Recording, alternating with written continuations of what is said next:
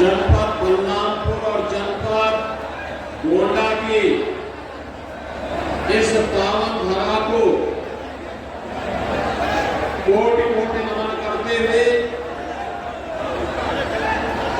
इतनी भीषण गर्मी के बाद भी हजारों की संख्या में आपकी उपस्थिति यहाँ पर हुई है, इसके लिए मैं आपका हृदय से अभिनंदन करता हूँ, स्वागत करता हूँ। मंच पर उपस्थित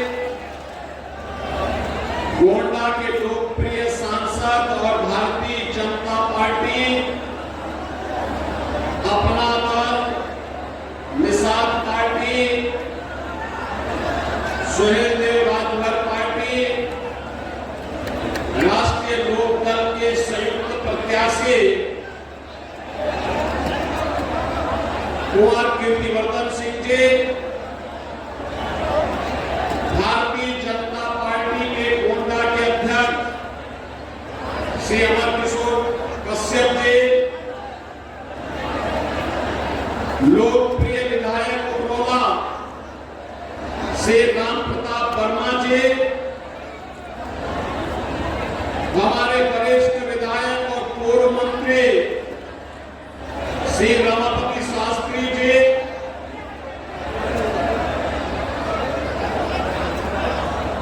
हमारे माननीय विधायकगण श्री प्रभात वर्मा जी, विनय द्विवेदी जी, प्रदीप भूषण जी,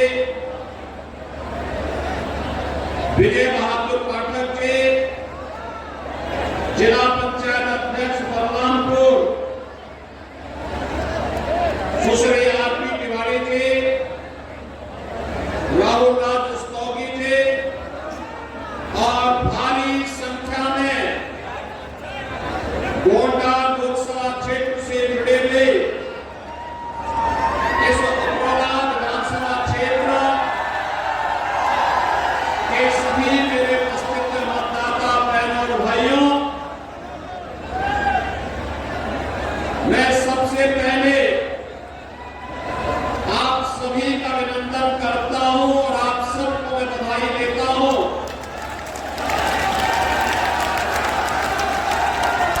कि अयोध्या में 500 वर्षों का रामलला का विराजमान हुआ। आप मुझे बताओ कितने लोग उपरोला के हैं जो लोग रामलला का दर्शन करके आ गए।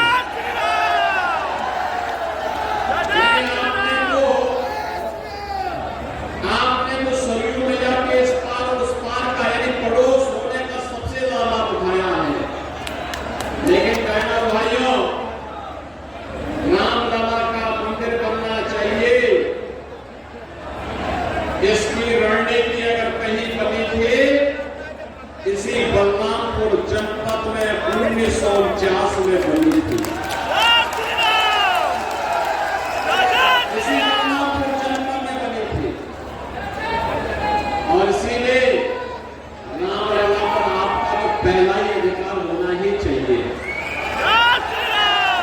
लेकिन मैं पूछना चाहता हूं कि रामलला का जो आज भव्य मंदिर बन गया है, 500 वर्षों के बाद रामलला वहां विराजमान हो गए हैं, क्या यह काम कांग्रेस और समाजवादी पार्टी के लोग कर पाते क्या? क्या ये लोग ये काम करते क्या? बहनों भाइयों, ये काम आज जो हो पाया है, मोदी जी का नेतृत्व है, उनका मार्गदर्शन भी है। लेकिन अगर मोदी जी को और योगी जी को ताकत मिली है तो आप जनता जनार्दन के कारण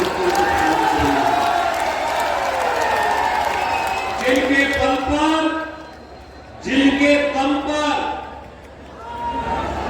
असंभव लगने वाले कार्य भी संभव हो पा रहे हैं और 500 वर्षों के बाद अयोध्या में रामलला भी विराजमान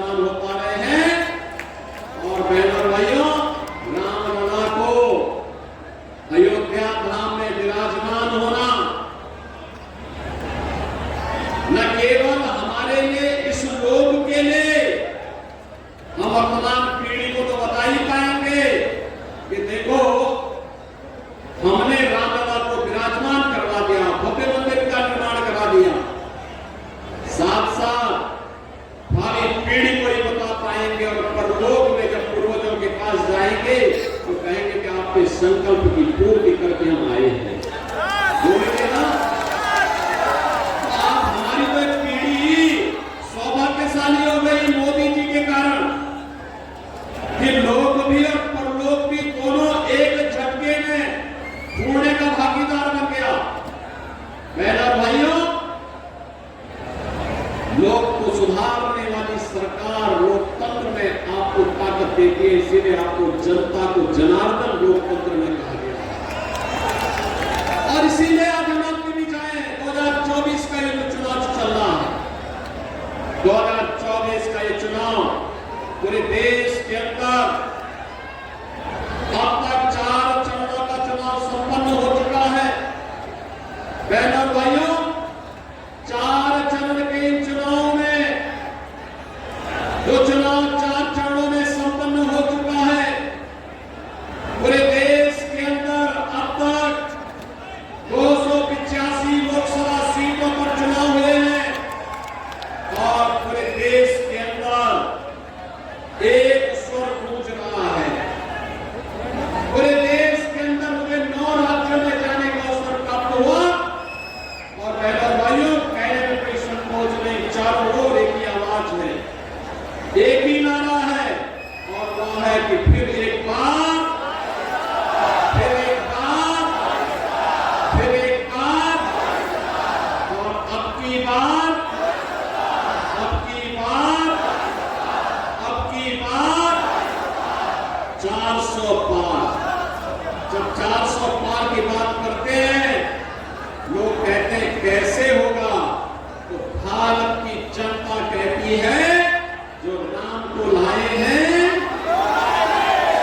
जो राम को लाए हैं, वो उनको लाएंगे। बहनों और भाइयों, ये कांग्रेस और समाजवादी पार्टी का इतिहास है राम विरोधी होने का। रामद्रोही है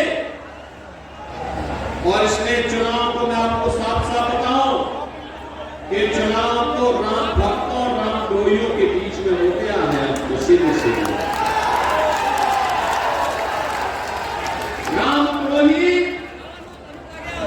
भगवान राम के तो विरोधी है नहीं, राम के विरोधी वो है नहीं, लेकिन ये राष्ट्र के विरोधी भी है। ये आतंकवाद को प्रेरित और प्रोत्साहित करने वाले हैं। ये लोग समाज को आपस में जाति के नाम पर लड़ाने वाले हैं। अनुसूचित जाति, जनजाति और पिछड़ी जाति के आरक्षण पर सेंध लगाने वाले हैं। बाबा साहब भीमराव अम्बेडकर का अपमान करने वाले लोग हैं।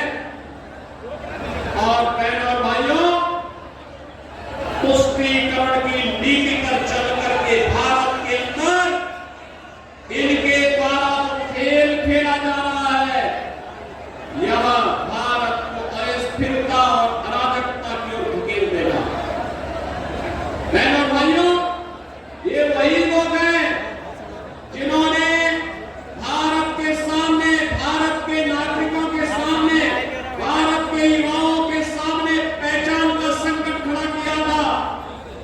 ये वही लोग हैं जिन लोगों ने देश की सुरक्षा के लिए खतरा पैदा किया था।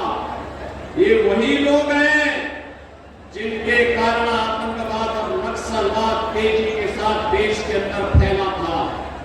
ये वही लोग हैं जिनके कारण देश का विकास अवरुद्ध हो गया था, क्योंकि इनके भ्रष्टाचार के कारनामे रोज आते थे।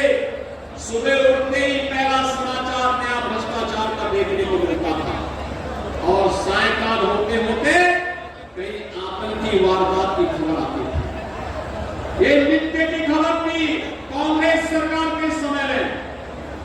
और बहनों और भाइयों, हमें नहीं भूलना चाहिए, गरीबों के हकों पर डकैती डालने वाले ये लोग हैं। याद करिए, यही गोंडा चुनाव है, खाद्यान्न घोटाला हुआ था और खाद्यान्न घोटाला का समाजवादी पार्टी की सरकार थी, उस समय खाद्यान्न घोटाला हुआ था। बहनों और भाइयों, इन लोगों ने गरीबों के राशन पर डकैती डाली। इन लोगों के द्वारा नौजवानों की नौकरी पर डकैती डाली गई।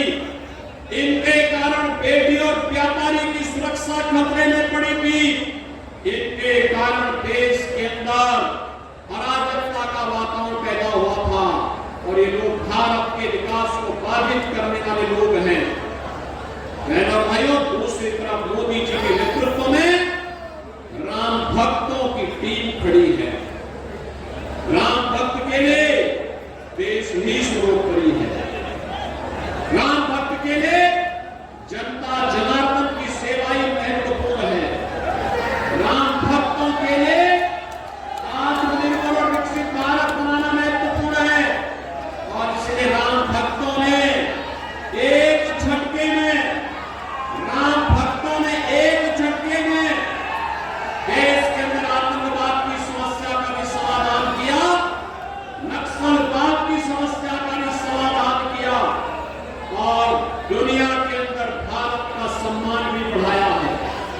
बहनों और भाइयों, आज आप देख सकते हैं, पहले कांग्रेस के समय में आतंकी विस्फोट होते थे और जब सांसद के रूप में हम सरकार से कहते थे कि भैया आतंकवादियों के खिलाफ कार्रवाई करो, तो कांग्रेस की सरकार क्या कहती थी? कहती थी आतंकवादी तो सीमा पार के हैं। बहनों और भाइयों, आज आप देखते होंगे 10 वर्ष में कहीं आतंकी घटना नहीं हुई और कहीं पटाखा भी जोर से फट जाता है ना, तो पाकिस्तान पहले सफाई देता, कहता मेरा हाथ नहीं है, तो उसे मालूम है उसे मालूम है ये भारत है, छेड़ता नहीं है, लेकिन कोई छेड़ता है तो ठीक ठाक से उसको जवाब देकर के छोड़ना भी नहीं है। बहनों और भाइयों, इस नए भारत के हम वासी हैं। यहाँ विकास भी है, इंफ्रास्ट्रक्चर के लिए हाईवे है, रेलवे है, एयरपोर्ट है। श्रावस्ती का एयरपोर्ट चालू हो गया। इस मंडल में भी मां पाटेश्वरी के नाम पर नया विश्वविद्यालय बनने जा रहा है और कोटा में मेडिकल कॉलेज, बलरामपुर में मेडिकल कॉलेज, बहराइच में मेडिकल कॉलेज का निर्माण ये युद्ध स्तर यानी पूरा हो चुका है या फिर युद्ध स्तर पर चल रहा है। बहनों और भाइयों, याद करिए समाजवादी पार्टी की सरकार के समय यहाँ की सड़कों के क्या हाल थे, चलना दूर था। मुझे तो अक्सर देवीपाटन मंदिर आना होता था और गोंडा से जब मैं उतरता था तो मुझे 3.5 से 4 घंटे गोंडा से देवीपाटन पहुंचने में लगते थे। आज गत वर्ष में बाई रोड गोंडा से देवीपाटन गया। बहनों और भाइयों, मात्र 45 मिनट में मैंने ये दूरी तय की थी, मात्र 45 मिनट। और आज तो इस क्षेत्र में विकास तेजी के साथ हो रहा है। हमारे सांसद, हमारे विधायक जो भी प्रस्ताव लेकर के आते हैं, तेजी के साथ वो आगे बढ़ रहे हैं। और यही नहीं, गरीब कल्याणकारी योजनाओं की लंबी फेहरिस्त है। 80 करोड़ लोग फ्री में राशन की सुविधा का लाभ प्राप्त कर रहे हैं। कांग्रेस और सपा के लोग अब कहते हैं ना आटा डाटा फ्री देंगे, हम राशन फ्री देंगे। अरे जब सरकार थी तब तो गरीब के राशन पर डकैती डालते थे, अब फ्री क्या दोगे? एक बार कतई विश्वास नहीं करना और इसीलिए लाए हैं। इनके समय में गरीब भूखों मरता था, आज 80 करोड़ लोग फ्री में राशन की सुविधा का लाभ प्राप्त कर रहे हैं। इनके समय में गरीब के लिए स्वास्थ्य सुविधा नहीं थी और अगर थी तो महंगी थी, कोई गरीब उपचार नहीं करा पाता था। आज 60 करोड़ लोगों को 5 लाख रुपए का आयुष्मान कार्ड की सुविधा है और हमने उत्तर प्रदेश में ये भी व्यवस्था की है, कोई बीमार होता है अगर उसके पास उपचार के लिए पैसा नहीं, आयुष्मान कार्ड नहीं, हमारा विधायक, पूर्व विधायक, सांसद, पूर्व सांसद, कोई पदाधिकारी या पीड़ित ही स्वयं क्यों न है, अगर वो पत्र लिख देता है कि हम बीमार हैं, तो मैं कहता हूं अपना जनधन अकाउंट भेज दो, मैं आपको पैसा भेज दे रहा हूं। और मेरा भाइयों, सीधा पैसा दर्जनों लोगों को पैसा मिलवा चुके हैं, सैकड़ों करोड़ रुपया दिला चुके हैं आपके गरीबों को उपचार के नाम पर। बहनों और भाइयों, उपचार के लिए फ्री। अब कांग्रेस के समय में आपके हक पर कमीशन खोरी नहीं होती है, आज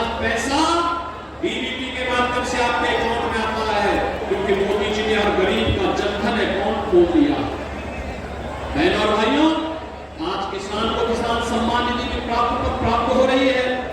हर गरीब के घर में शौचालय बन गया है। हर गरीब के घर में हम लोगों ने आज हर गरीब के घर में आज रसोई गैस भी पहुंचा दी है।